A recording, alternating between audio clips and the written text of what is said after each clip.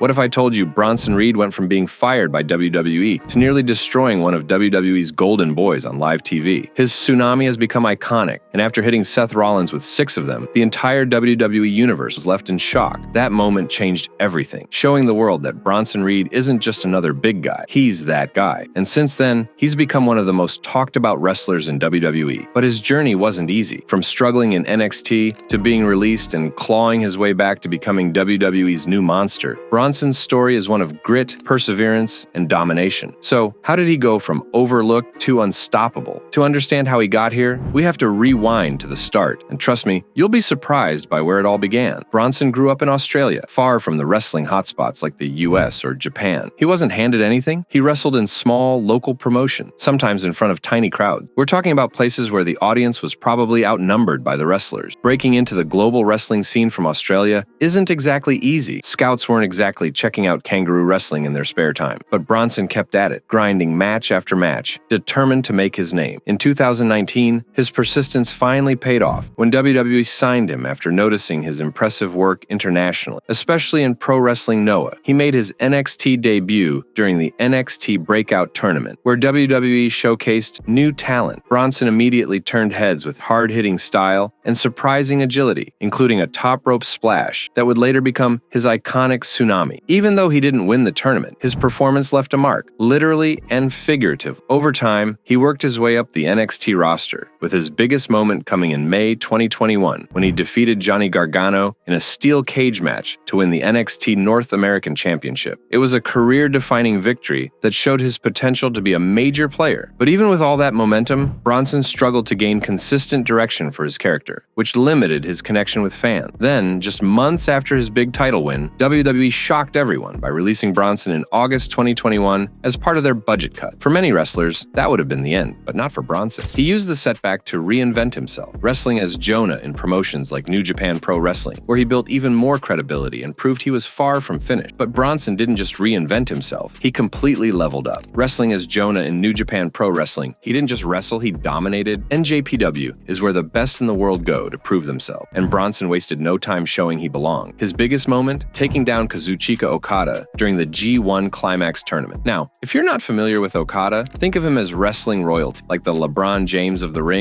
Beating him wasn't just a win, it was a statement. Jonah was no longer just a guy trying to prove himself. He was a legit threat on the global stage. Match after match, Jonah built a reputation as a destructive powerhouse. Fans and critics alike couldn't stop talking about his insane mix of power and agility. The same guy who was overlooked in NXT was now flipping the wrestling world on its head. It wasn't just his matches either, it was his aura. Jonah carried himself like a monster who didn't just want to win, he wanted to crush his opponent. Then, just when it seemed like he was making NJPW his permanent home, Bronson pulled another shocker. In December 2022, he made his unexpected return to WWE during an episode of Raw. Fans were stunned. One moment he was dominating in Japan, and the next he was back in WWE. His return wasn't a solo act though, it came with an unexpected twist. Bronson aligned himself with The Miz, stepping in as his enforcer during an ongoing feud with Dexter Lumis. The pairing wasn't random. The Miz's scheming persona contrasted with Bronson's raw power, giving fans a glimpse of his potential. They secured some wins, including a key ladder match, but something still wasn't clicking. The partnership faded quickly. Bronson didn't need Trick, he needed something bigger. WWE pushed Bronson as a monster in the months following his return, placing him in high-profile matches. He clashed with stars like Bobby Lashley in physical battles that showcased his power and competed in multi-man bouts where his agility stood out. Despite these efforts, including great performances in events like Elimination Chamber, something still felt off. The matches were strong, but the connection with fans just wasn't there. But then, one night, Triple H had an idea